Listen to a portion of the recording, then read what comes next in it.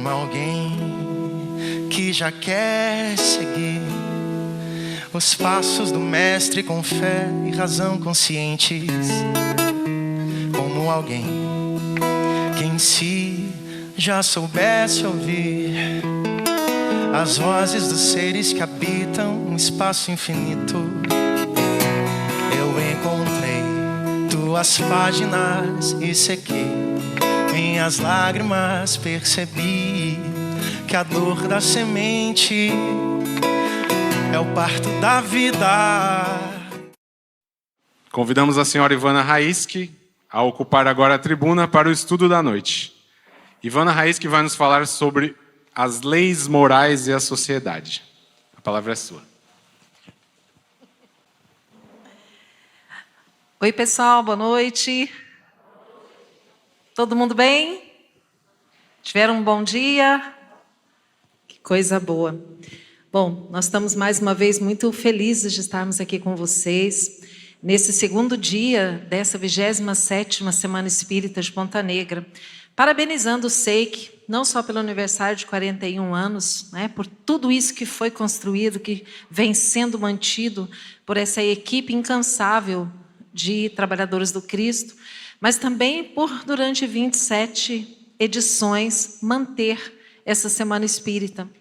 Nós sabemos que a Semana Espírita, né, esses eventos que nós organizamos, eles representam uma oportunidade para nós de, além de nos confraternizarmos, de encontrarmos os amigos, de festejarmos e celebrarmos a vida, é a oportunidade que nós temos também de estudarmos, de refletirmos acerca de tudo que o Espiritismo nos traz, que faz tanta diferença nas nossas vidas.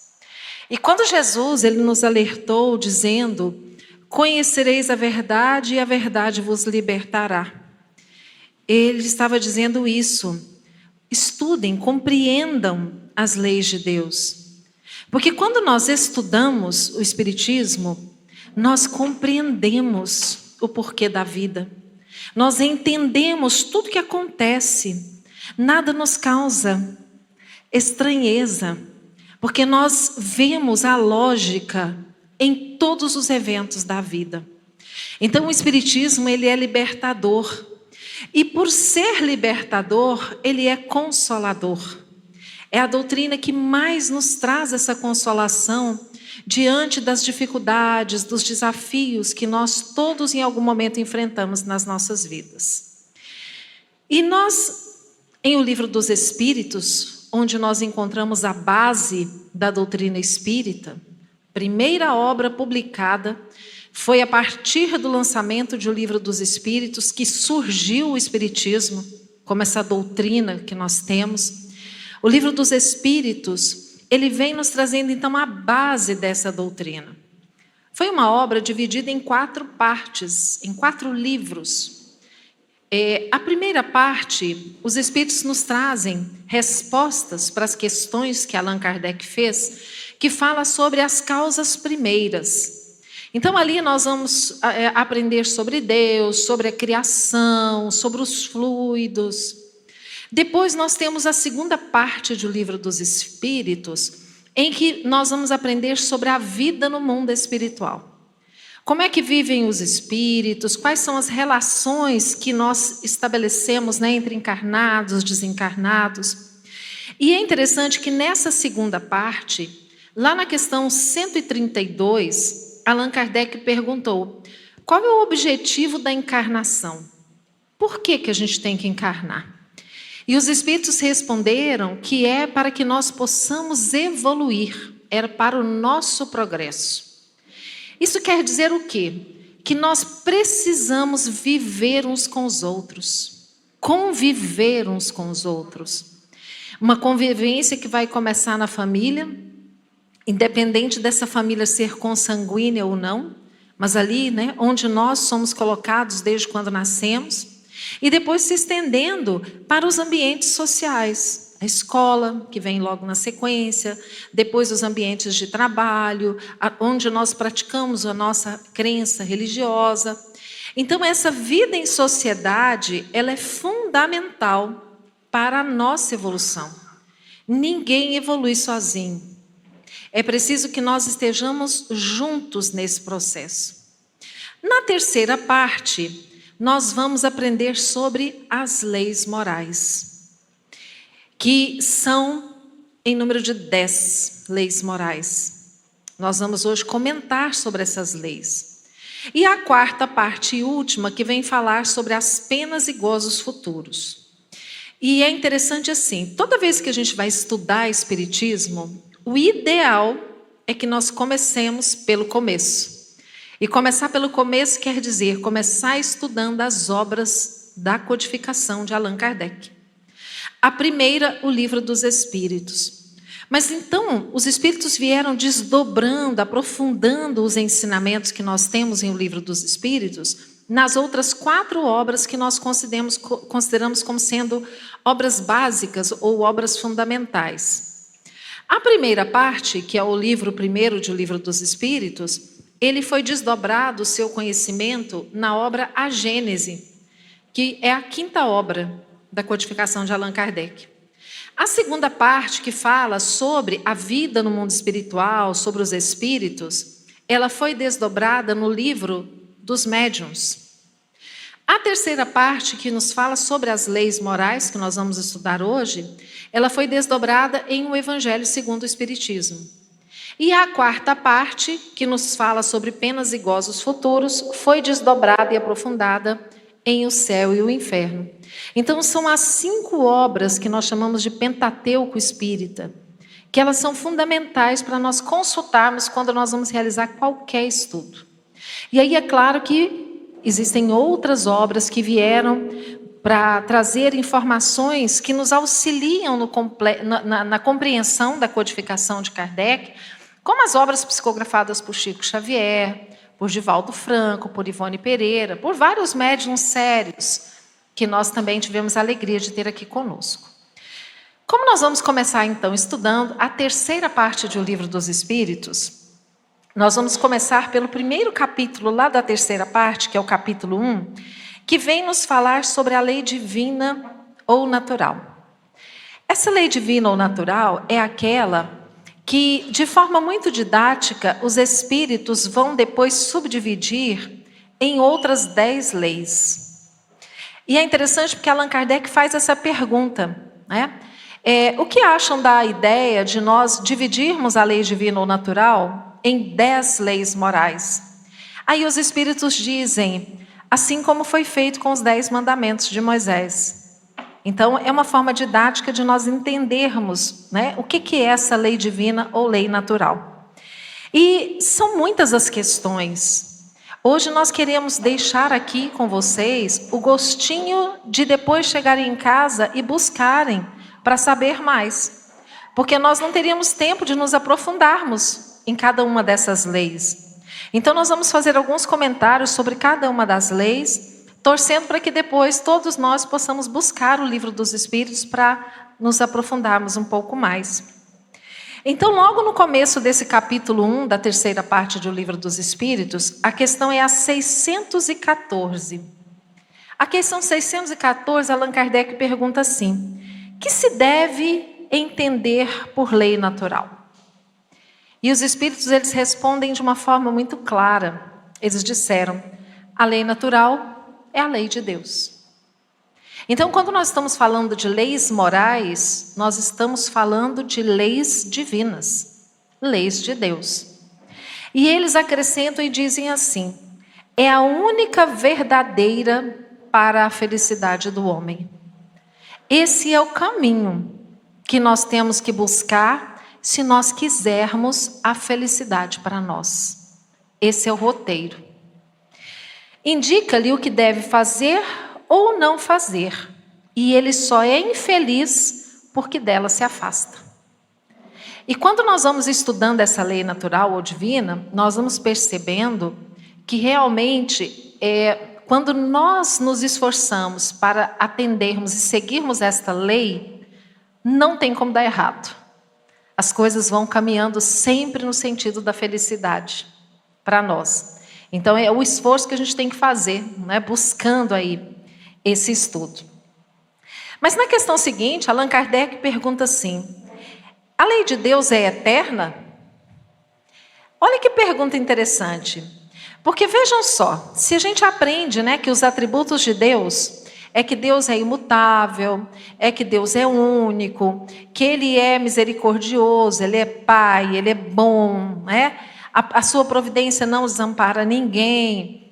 Se Ele criou essa lei, aí Allan Kardec pergunta, mas essa lei ela é eterna?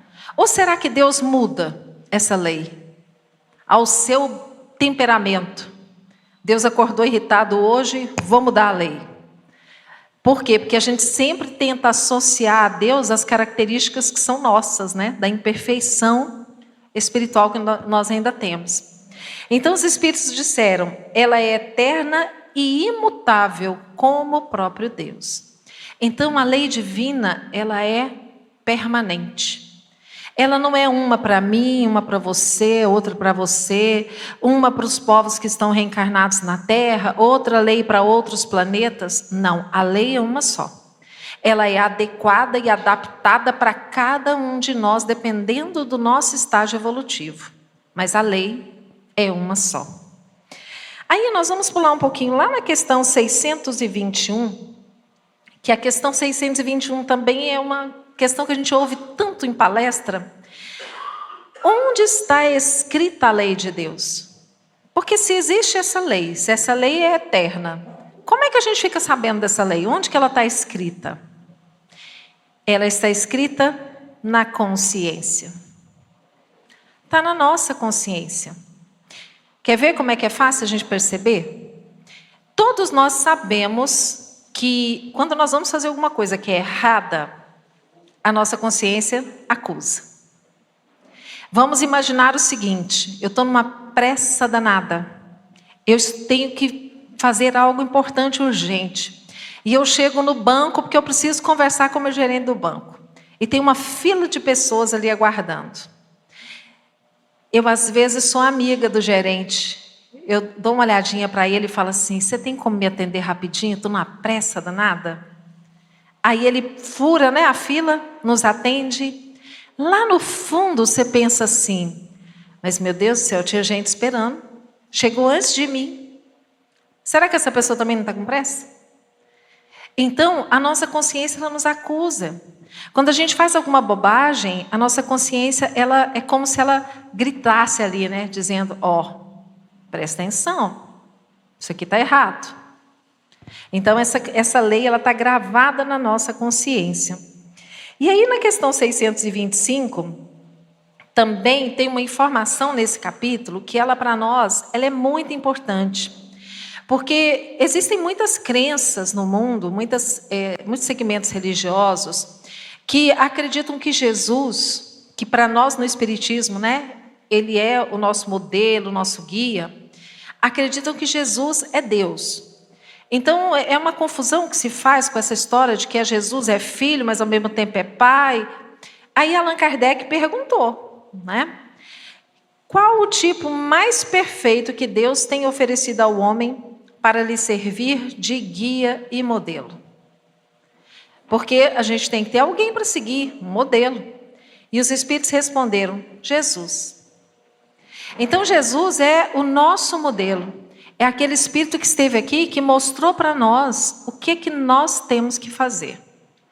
E Jesus, quando esteve aqui, ele nos garantiu que tudo que ele fizesse, nós poderíamos fazer.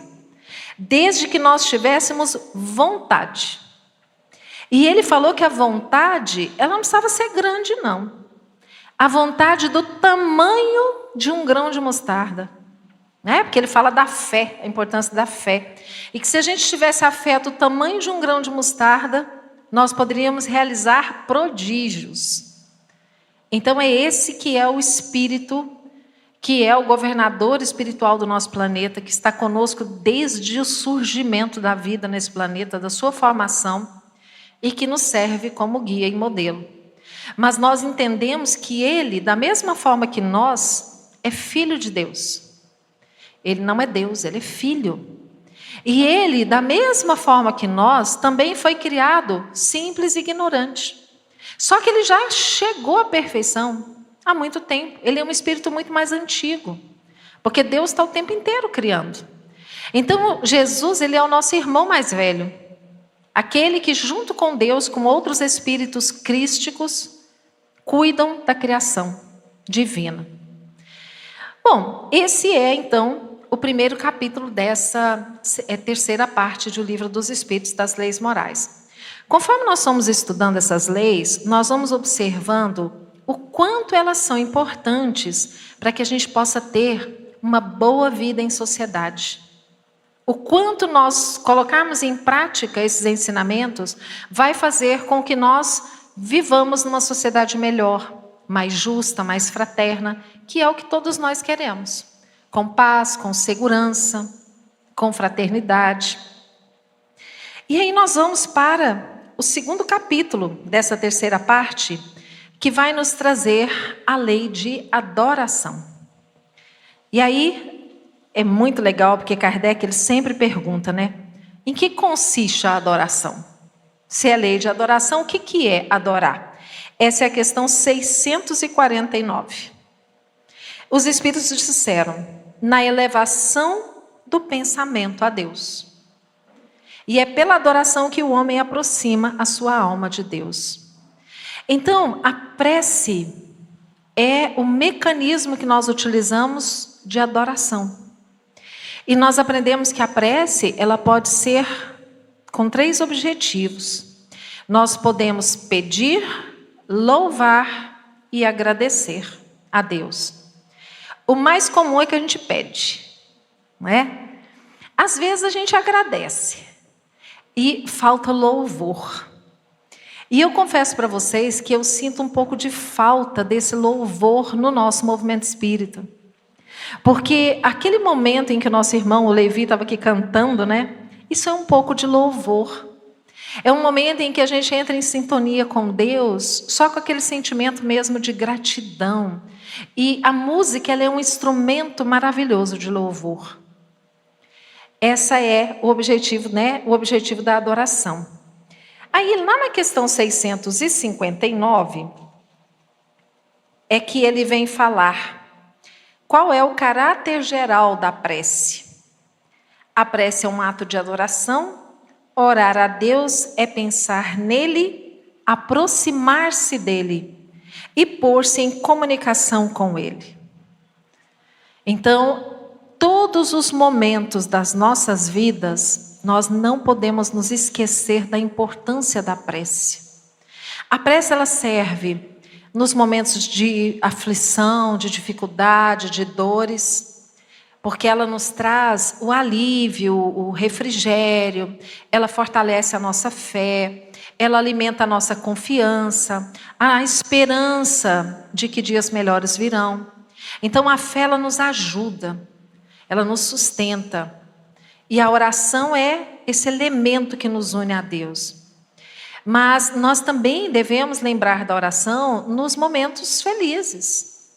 Exatamente no sentido da gratidão, né? Não só de pedir, mas agradecer a Deus. E nós podemos louvar a Deus pelas maravilhas que Ele nos oferece. Vocês sabem que vocês aqui de Natal precisam orar a Deus mais do que nós lá de Goiás. Vocês sabiam? Vocês têm que louvar mais do que os goianos. Sabe por quê? Vocês têm um mar deslumbrante aqui, ó, no quintal. Isso, gente, é motivo de louvar a Deus. Não é? Que beleza de natureza que se tem.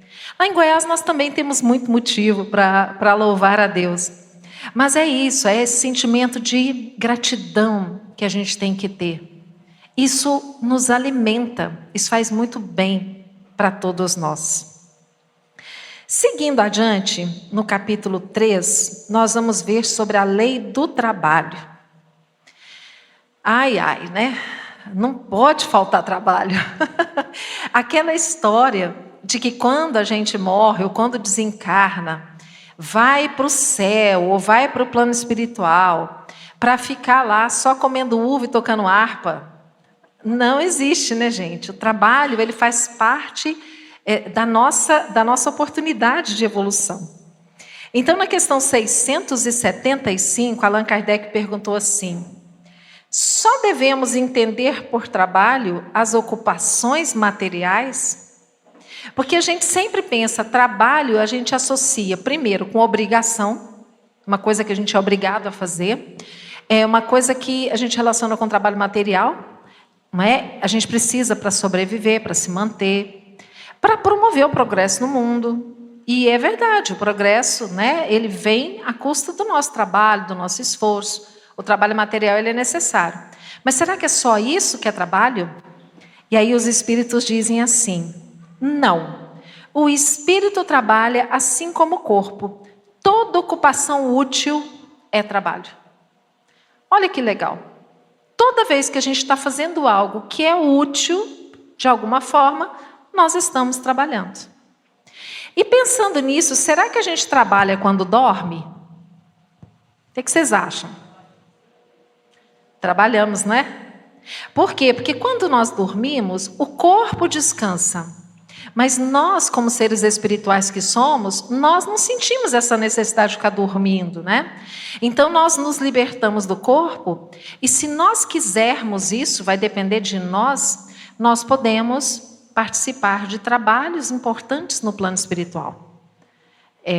O trabalho é a ocupação útil que a gente pode fazer, né? Então, não somente relacionado ao trabalho material.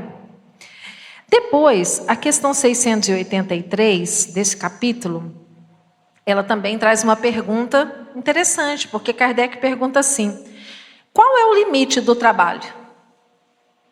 Aqui, se a gente perguntasse, a gente diria assim: 8 horas por dia é o limite, né? Normal, com 2 horas de intervalo para o almoço, 44 horas semanais é a jornada, porque a gente lembra do trabalho material. Mas os espíritos disseram assim: o limite do trabalho é o limite das forças. Deus, porém, deixa o homem livre, porque nós temos livre-arbítrio. Então, cada um de nós vai perceber e entender qual que é o nosso limite do trabalho. Muitos de nós trabalham incansavelmente e se sente ótimo assim, bem disposto, né? Tá sempre animado. Já outros não, né? Tem uma, digamos assim, tem uma energia vital menor, não consegue doar tanto. Então, é o limite das forças de cada um. Mas o que fica para nós de lição principal nesse capítulo é preciso trabalhar, a realizar algum tipo de atividade que seja útil para nós, para as pessoas também. Seguindo adiante, no capítulo 4, nós vamos falar da lei de reprodução. Esse capítulo, ele traz vários assuntos, né? Por exemplo, ele fala sobre obstáculos à reprodução, ele fala sobre casamento, sobre celibato, poligamia, ele traz uma série de assuntos. E, inclusive, quando fala de celibato, eu acho bonito que ele usa uma frase, né, que é a reprodução do amor. O celibato são aquelas pessoas que elas optam por viver sozinhas, não constituem famílias, não têm um parceiro sexual, vivem de forma celibatária. Mas nem por isso elas deixam de produzir, elas se dedicam à humanidade. Então é uma opção que o espírito faz para que ele tenha mais foco e mais tempo de trabalhar pela humanidade. E nós temos exemplos disso. Chico Xavier foi um desses espíritos que optou pelo celibato, né? Viveu voltado para servir as pessoas. Divaldo Franco, Irmã Dulce, Madre Teresa e tantos outros que optaram pelo celibato. Então, esse é aquele que usa a reprodução, né, a energia sexual voltada para o amor ao próximo, para a caridade, para o trabalho no bem. Mas lá na questão 696, nós queremos comentar essa questão, porque a gente ouve às vezes algumas pessoas dizendo assim: a sociedade vai mudando, tudo vai evoluindo. Então, esse negócio de família, de casamento, isso é coisa do passado, né? Casamento não existe, não. Vamos perguntar para os espíritos: qual seria o efeito da abolição do casamento sobre a sociedade humana? Os espíritos responderam: uma regressão à vida dos animais. E aqui, gente, quando nós estamos falando de casamento, nós estamos falando da união de dois seres. Essa união como nós vivemos em sociedade, o ideal é que ela seja legalizada. Mas nem sempre é. E para Deus, a união ela é pelos laços afetivos, é pelo vínculo entre as pessoas. O casamento na lei civil, ele atende às leis humanas. Mas o casamento, essa união perante Deus, é o compromisso afetivo de um com o outro. Não é? Então, o casamento, ele faz com que nós sejamos seres monogâmicos. Nós tenhamos um único parceiro. Existem sociedades, culturas, que defendem e aceitam a poligamia. Não é? Vários parceiros compondo ali uma relação conjugal. Os espíritos dizem que isso ainda representa a materialidade dos espíritos. Porque nós observamos que até no reino animal, em algumas espécies, existe a monogamia. Não é? Eles se unem, aqueles bichinhos se unem e eles ficam juntos o resto da vida. Então, é um capítulo interessante que eu sei que depois, quando vocês forem buscar, tem muita informação importante lá.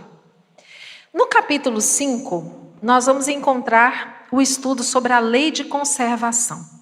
Aqui também é muito interessante. Porque ele vai explicar para a gente, né, o que é o instinto de conservação.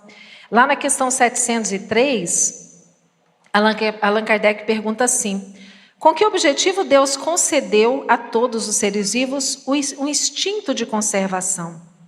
Então, eles vão explicando, né, porque é a necessidade que nós temos de viver. Todos nós trazemos esse instinto. O instinto não é algo pensado, planejado, é instintivo. Então, quando nós vemos que nós estamos em perigo de morte, nós nos defendemos automaticamente. A gente tenta fugir daquela situação, evitando o perigo. Isso faz com que a gente mantenha a vida. E aí os espíritos dizem assim, a vida é necessária ao aperfeiçoamento dos seres. Eles o sentem instintivamente, sem se darem conta disso. Então, instintivamente, a gente sabe que tem que preservar a vida. De alguma forma, nós vamos trabalhar para que isso aconteça. Aí, lá na questão 715, nós temos também uma questão muito interessante desse capítulo. Porque se nós estamos falando de lei de conservação, né, Allan Kardec pergunta assim, na 715, como pode o homem conhecer o limite do necessário? Porque aqui esse capítulo também vai nos ensinar sobre o supérfluo, sobre o necessário. E aí os espíritos dizem assim: o sensato o conhece por intuição. Muitos só o conhecem à custa das próprias experiências. Então, nós vamos aprender que o supérfluo, isso é muito relativo. Às vezes, o que para você é supérfluo, para mim é necessário. Mas nós vamos entender que supérfluo é tudo aquilo que nós não precisaríamos, não teríamos, né, não seríamos afetados caso não tivéssemos, e não precisaríamos também naquela quantidade, daquela forma. Então vamos imaginar o seguinte: a pessoa ela é muito rica, e ela constrói uma fortuna, e ela tem dezenas de casas, de imóveis, que fazem parte do patrimônio dela. A pessoa não tem nem herdeiros, mas ela tem aquele monte de bens. Aí a gente vê pessoas morando debaixo da ponte. Será que isso é certo? Será que eu preciso ter aquele tanto de casa para acumular bens materiais que eu não vou levar comigo? Será que se eu não me dispusesse a abrir mão daqueles bens e pegar aquele recurso e investisse em ações que promovessem os indivíduos, que dessem condições de trabalho para que eles pudessem comprar as suas casas? Então é a gente fazer movimentar a riqueza trazer o progresso. Com isso nós não estamos criticando quem tem bens materiais, não. Desde que aquele que tem também use os seus bens materiais para o benefício da sociedade como um todo. Não apenas para acumular, para guardar, para que aquele dinheiro não gere riqueza, na verdade, né? Fica só ali acumulado. Bom, vamos seguindo aqui. Vamos no capítulo 7 falar sobre a lei de sociedade. E aqui é que nós vamos aprender sobre a necessidade da vida social. O quanto é importante nós termos esta vida social. Também vem falando um pouco sobre a vida de isolamento, voto de silêncio, se isso é realmente interessante, e fala sobre os laços de família. E aí nós observamos o seguinte: hoje nós vivemos numa sociedade que é muito materialista, que nos ensina desde cedo que nós temos que trabalhar muito em busca do sucesso pessoal. E esse sucesso, normalmente, ele é associado às questões de poder e às questões de riquezas materiais. Então, a mãe, por exemplo, os pais, quando o filho começa a idade de ir para a escola, a preocupação dos pais muitas vezes é: o que meu filho vai ser quando crescer? E a gente sempre tem grandes planos, né? Espero que seja médico, advogado, engenheiro e tal. Muitos pais ficam altamente revoltados e frustrados quando um filho escolhe uma profissão que não tem status, que não ganha muito dinheiro. Quando o filho diz assim: pai, eu resolvi que eu quero ser professor, eu quero trabalhar com educação básica. Os pais querem morrer, vai dizer: meu filho, você vai morrer de fome, né? Ser professor, coitado dos professores. Então, é um equívoco que a gente tem, imaginando que a gente precisa atender a esses padrões da sociedade. E isso acaba que provoca muitos adoecimentos, muitos transtornos. Hoje nós estamos vivendo a era dos transtornos mentais.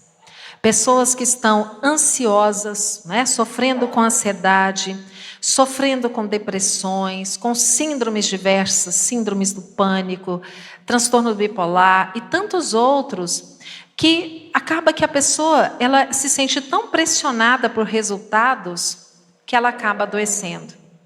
E, consequentemente, o adoecimento mental vem aumentando o número de casos de suicídio. O suicídio, ele é uma verdadeira pandemia silenciosa. Nós vivemos aí uma pandemia recentemente, todos os olhares e toda a nossa atenção se voltou para esse ser microscópico que causava essa doença da Covid. Mas a gente não sabe é que o suicídio mata muito mais do que as guerras, mata muito mais do que as pandemias por vírus. Então nós temos que estar atentos a isso para compreendermos que nós estamos aqui com o objetivo de sermos pessoas melhores. E o fato de sermos melhores não é se nós temos uma conta bancária gorda ou se nós conseguimos sucesso na carreira, não. É se nós conseguimos vencer as nossas imperfeições. Esse é que é o objetivo. E o caminho para isso é o autoconhecimento. É nós buscarmos nos conhecer, para avaliarmos onde nós precisamos melhorar. E a doutrina espírita, ela nos ajuda muito nisso. Ela nos ajuda nesse processo. E o movimento espírita, o trabalho das casas espíritas, nos dão a oportunidade de nós trabalharmos, realizarmos o trabalho voluntário, fazermos algo em benefício dos outros que precisam, dedicarmos um pouco do nosso tempo em benefício de alguém mais necessitado. Isso, gente, é preventivo ao adoecimento. Quando nós fazemos o bem, isso causa, é provado, causa uma satisfação enorme em quem faz o bem. Então, é um preventivo ao adoecimento.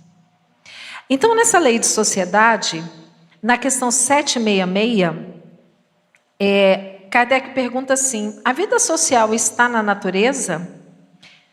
Os espíritos responderam: certamente. Deus fez o homem para viver em sociedade. Não lhe deu inutilmente a palavra e todas as faculdades necessárias à vida de relação. Então, nós temos essa capacidade de nos comunicarmos, e é importante a gente lembrar, né, que comunicação é um ato de mão dupla.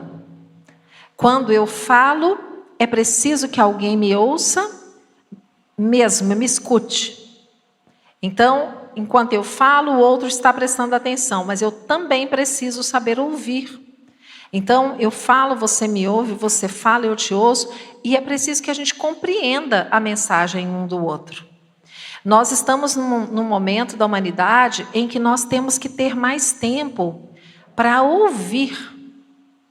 Nós temos muito mais facilidade para falar do que para ouvir. Por exemplo, às vezes a gente encontra um amigo que a gente não vê há um tempo, e você encontra e diz: como vai, fulano, tudo bem? Como é que estão as coisas? Está tudo bem? Aí a pessoa diz assim: nossa, minha irmã, não estou tão bem não, né? Porque minha mãe desencarnou agora recentemente, eu adoeci. Quando a pessoa começa a falar, muitas vezes o que é que acontece? O outro já interrompe e diz assim: menina do céu, mas que coisa, né? Porque olha, eu também. Se você vê como é que está a minha vida ultimamente. E aí a pessoa vai e desabafa.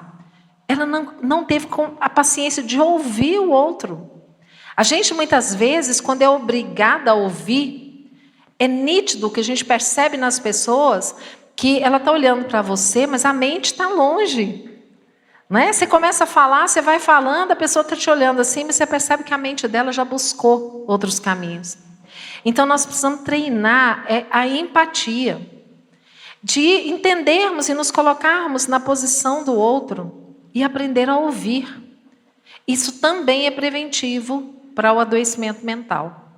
Então, que nós sejamos os ombros amigos, que nós busquemos os ombros amigos quando nós estivermos precisando, porque uns vamos apoiando os outros, né? Isso é que é importante.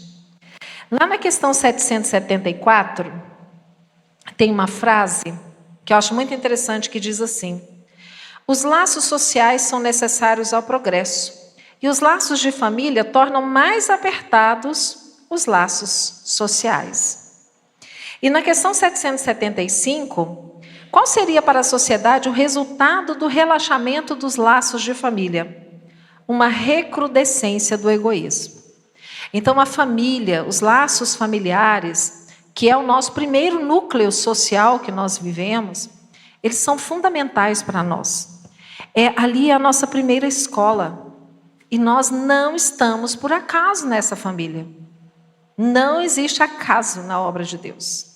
Se nós estamos neste lugar, é porque aqui era o lugar necessário para que nós estivéssemos.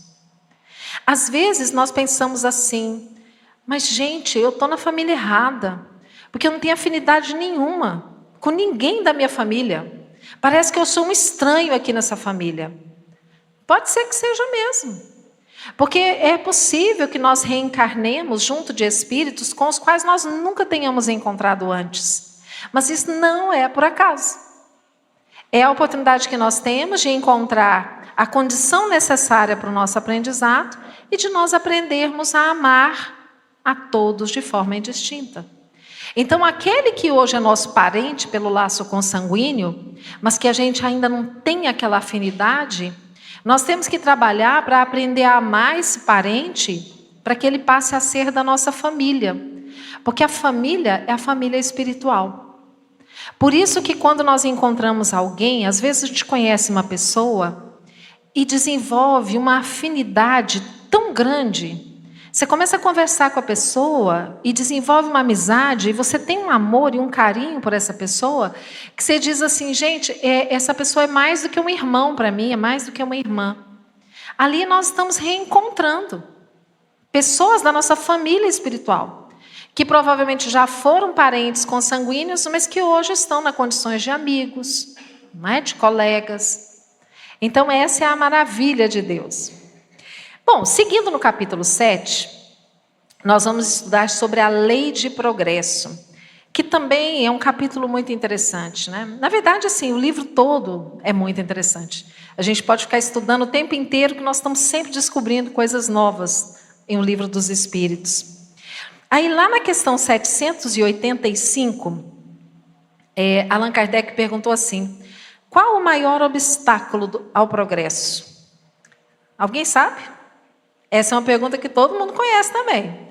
Qual é o maior obstáculo ao progresso? Orgulho e egoísmo. Orgulho e egoísmo. Aqui não tem ninguém, né? Orgulhoso, egoísta. Ninguém, né? Aqui nós já superamos isso? Quem dera, né, gente? Quem dera. Estamos trabalhando para isso, né? Estamos trabalhando para isso. Então, precisamos vencer orgulho e egoísmo. E aí, lá na questão 799, essa questão eu acho fantástica. Allan Kardec perguntou assim: de que maneira o Espiritismo pode contribuir para o progresso? Se a maior chaga que impede o progresso são orgulho e egoísmo, o Espiritismo pode contribuir de que maneira? Destruindo o materialismo, que é uma das chagas da sociedade. O Espiritismo pode fazer com que os homens compreendam onde estão os seus verdadeiros interesses. Então, gente, o Espiritismo tem como missão destruir o materialismo. De que forma que ele faz isso? Ele faz isso comprovando a sobrevivência do espírito pela mediunidade, pela comunicação que a gente tem com o mundo espiritual. Então, quando o Espiritismo comprova que existe vida após a morte, e, gente, isso está comprovado, só não vê quem não quer. Ele mostra que, na verdade, existe muito mais do que essa vida material. De que o que nós fazemos aqui tem consequências para nós. Que tudo que nós hoje estamos plantando, necessariamente nós vamos ter que colher. E hoje nós estamos colhendo o que nós plantamos ontem. Então essa é a lei. E o Espiritismo, quando demonstra isso, ele derruba a tese do materialismo. Lá no capítulo 11, no capítulo 9, vai falar da lei de igualdade. E aqui eu destaquei algumas questões, que esse capítulo traz, porque ele vem nos dizendo o seguinte, que todos os homens são iguais perante Deus, e eles tendem para um mesmo fim. Então Deus não tem privilegiados, não tem aqueles que são escolhidos, todos nós somos filhos de Deus. E Ele nos destinou todos para o mesmo rumo, que é a perfeição. Quanto tempo vai demorar a gente chegar a essa perfeição? Depende de cada um de nós. Porque vai depender daquilo que nós estamos semeando, do que nós estamos fazendo. Nós temos livre-arbítrio. E Deus respeita. Ele nos indica o caminho e diz, meu filho, siga por aqui. Mas no meio desse caminho, muitas vezes, nós somos atraídos por coisas supérfluas, né? O nosso presidente da FEB, o Jorge Godinho, ele faz uma analogia que eu acho muito legal. Ele diz que a nossa senda evolutiva é como se nós estivéssemos numa estrada, de linha reta. Nós temos que seguir nessa estrada para chegar lá no nosso objetivo, que é a evolução. Só que, de tempos em tempos, existem estradas que vão saindo, caminhos, né? Estradas secundárias que vão saindo dessa principal. E muitas vezes existem muitos vagalumes piscando as suas luzinhas para chamar nossa atenção, nos distrairmos do nosso destino e a gente sai atrás dos vagalumes, por esses caminhos. Quando chega lá na frente, a gente percebe que a luz do vagalume era ilusão, porque o vagalume ele brilha pouco tempo, é um bichinho que morre rápido, né? E aí o que acontece? A gente precisa fazer de novo o caminho de volta para pegar o roteiro seguro. Então, depende de nós, quanto tempo nós vamos levar para percorrer essa estrada. Mas esse capítulo aqui também fala para nós um pouco, explicando sobre as desigualdades sociais. E ele diz assim, que as desigualdades sociais, elas desaparecerão da Terra quando o egoísmo e o orgulho deixarem de predominar, restando apenas a desigualdade do merecimento. Isso é algo que eu tenho certeza que nos incomoda muito. É tanta desigualdade social no mundo. Tantas pessoas com tanto e outras pessoas com nada, não é? Tão miseráveis. Mas o Espiritismo também nos explica o porquê disso e mostra que existe ali também uma causa. Mas isso não é motivo para nós cruzarmos os braços e pensarmos assim: se a pessoa está passando por privações, por necessidades, é porque ela mereceu. Então ela precisa pagar o erro do passado. Não, nosso olhar tem que ser de misericórdia, de pensar assim, o que eu posso fazer para ajudar esse irmão que precisa passar por essa expiação tão dolorosa? Vamos amenizar a dor desse irmão. Isso é a misericórdia no nosso olhar. E aí, ele fala também algo que é muito interessante, que a igualdade absoluta das riquezas no nosso mundo, no nosso estágio evolutivo, ela seria algo impossível de acontecer. Exatamente porque existe uma diversidade de faculdades e de caracteres de cada um. Então seria mais ou menos assim. Se hoje nós pegássemos toda a riqueza que há no mundo e dividíssemos de forma igual para todos os habitantes do planeta Terra. Então ninguém vai ter mais do que ninguém. Nós vamos pegar toda a riqueza e dividir igualzinho por todo mundo. Daqui a um ano, quando você fizer um levantamento, já vão existir pessoas miseráveis e pessoas ricas. Por quê? Porque cada um vai tratar de uma forma diferente com aquele recurso. Tem aqueles que vão esbanjar e acabar com tudo logo. Tem aqueles que vão guardar, enterrar o talento lá debaixo da terra, ficar só com aquilo. Tem aqueles que vão colocar para render, para produzir, porque isso é característica pessoal. Então a gente não adianta a gente ter a ilusão de que a terra ela vai ser um mundo em que todo mundo vai ser igual. Não, porque na verdade nós temos que ter o mérito, aquele que tem mais mérito, que tem menos mérito. Não é? Mas isso não quer dizer que a gente não tenha responsabilidade também com aquele que sofre. No capítulo 10, que vem a 9ª lei moral, que é a lei de liberdade, aqui ele vai nos trazer a noção da nossa responsabilidade com o conhecimento. Né? Conhecereis a verdade vos libertará. E ele fala aqui na questão 843, o homem tem o livre-arbítrio de seus atos. Já que tem a liberdade de pensar, tem também a de agir. Sem o livre-arbítrio, o homem seria uma máquina. Então, nós temos sim a nossa liberdade. Mas o apóstolo Paulo, numa das suas epístolas, ele diz, né? Tudo me é lícito, mas nem tudo me convém. Eu posso, mas não convém. Porque o que eu faço é uma ação que vai gerar uma reação. É uma causa que vai gerar um efeito. Então, tudo que eu fizer com o meu livre-arbítrio, eu preciso lembrar que eu vou ter que responder. A responsabilidade está ali, né, vinculada. E aí, na questão 851 desse capítulo, que ele fala sobre a fatalidade, né, se existe fatalidade. Aí, olha só a resposta, né? Na verdade, a resposta dos Espíritos sobre essa pergunta.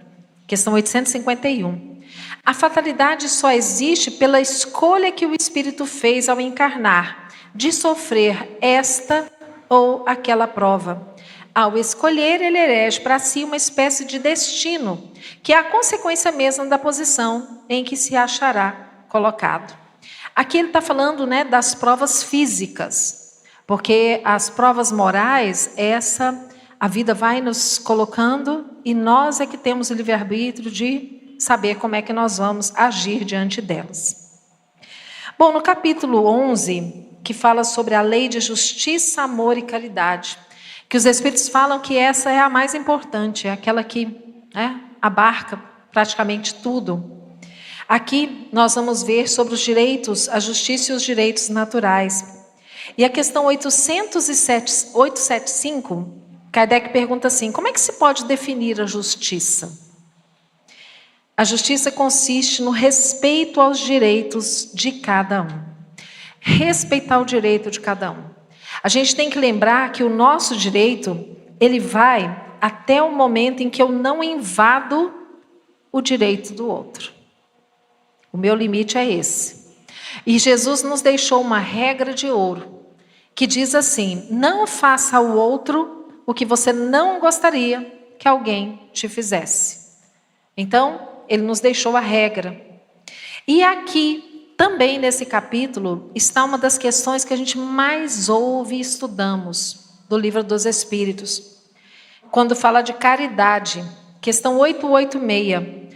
Qual o verdadeiro sentido da palavra caridade, tal como Jesus a entendia? Porque caridade é algo com um conceito tão amplo, não é? E aí Kardec foi assim em cima. Como é que Jesus entendia a caridade? E eles responderam que a caridade que Jesus entendia era a benevolência para com todos, a indulgência para com as imperfeições alheias e o perdão das ofensas. Ou seja, vai muito além da caridade material, que também é importante. Mas a caridade maior, o mandamento maior que Deus nos deixou, que Jesus nos deixou é amar a Deus sobre todas as coisas, amar ao próximo como a si mesmo. Então, quando a gente ama o próximo como nós nos amamos, nós temos que estender a ele a nossa benevolência, a nossa indulgência e o perdão das ofensas. E depois, lá no capítulo 13, no capítulo 12, quando ele vem falando sobre a perfeição moral. A questão 893, Allan Kardec pergunta: qual é a mais meritória das virtudes? E aí os espíritos dizem que todas as virtudes, elas têm o seu mérito.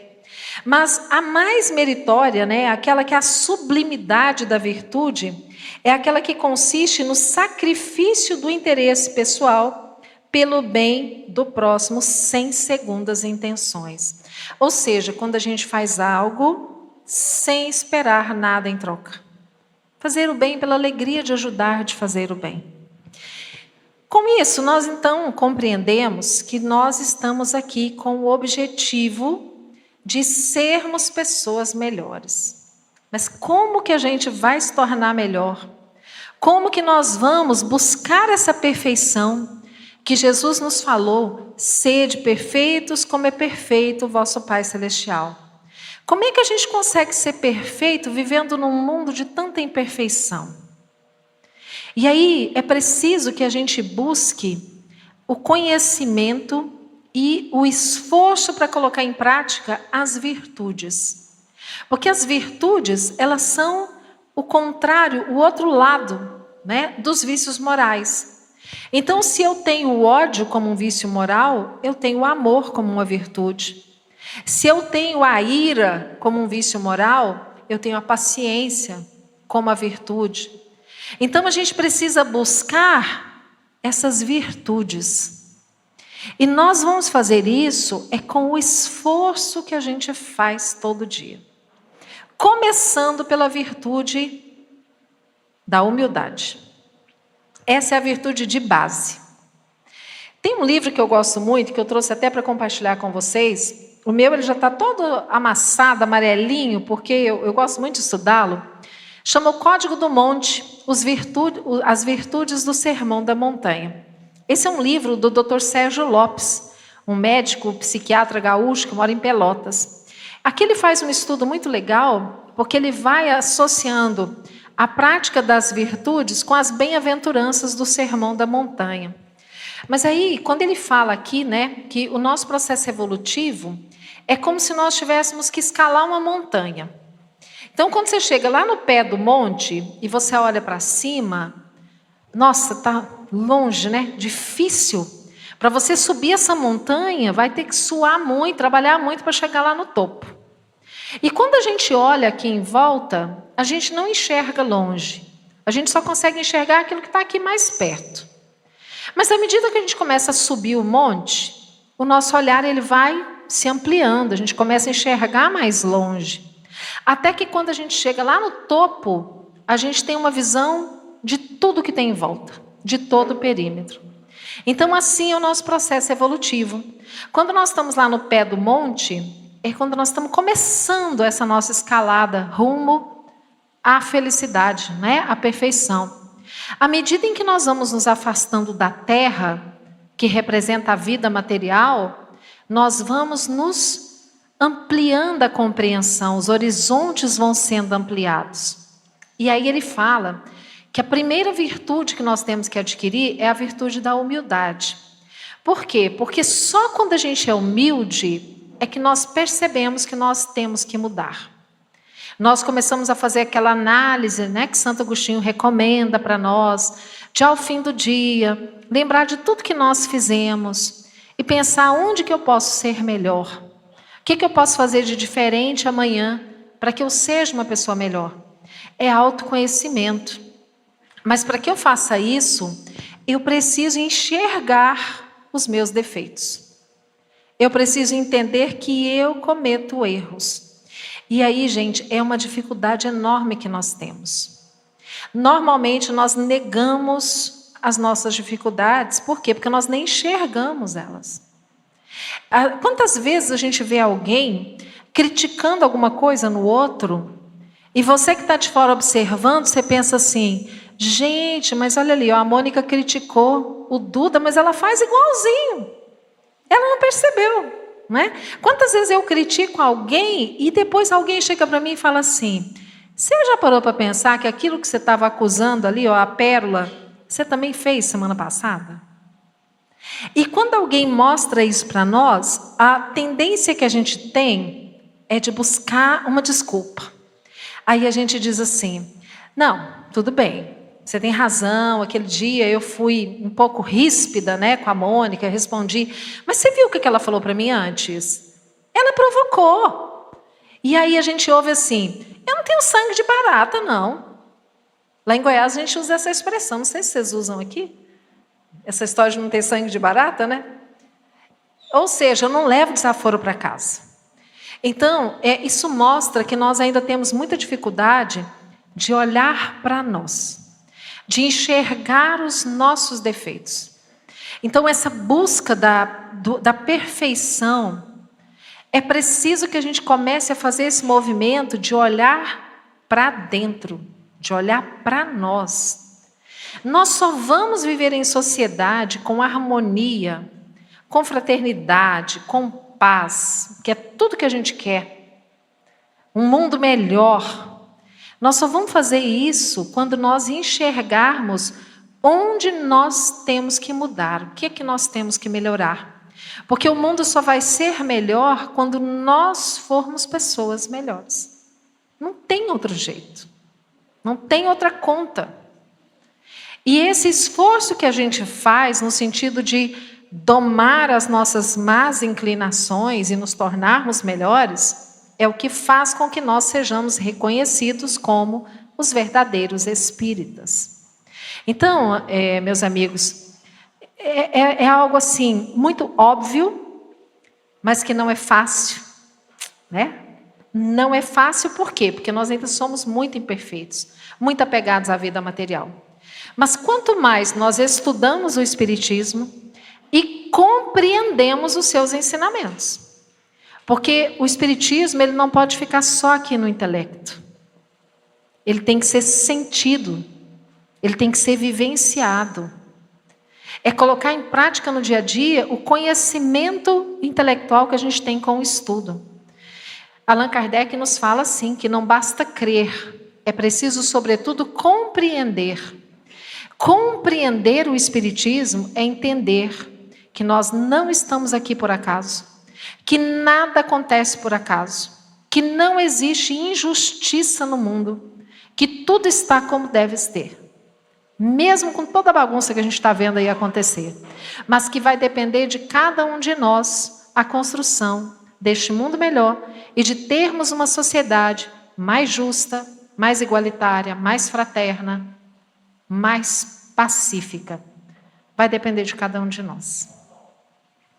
Bom, mas eu falei demais, né? Vocês já ouviram muito. Seria legal se a gente pudesse bater um papo, todo mundo falar, mas o nosso tempo está se esgotando. Então, eu quero agradecer de coração a paciência de vocês, por termos estado juntos aqui nesses 2 dias. Dizer que eu volto para Goiás muito feliz de ter estado com vocês aqui, deixando o convite para que também possam ir lá nos visitar. E se Deus permitir, em outras oportunidades, esperamos reencontrá-los para mais uma vez estudarmos juntos essa doutrina que tanto bem faz a cada um de nós. Fiquem com Deus, que Jesus abençoe a cada um de nós. Muito obrigada.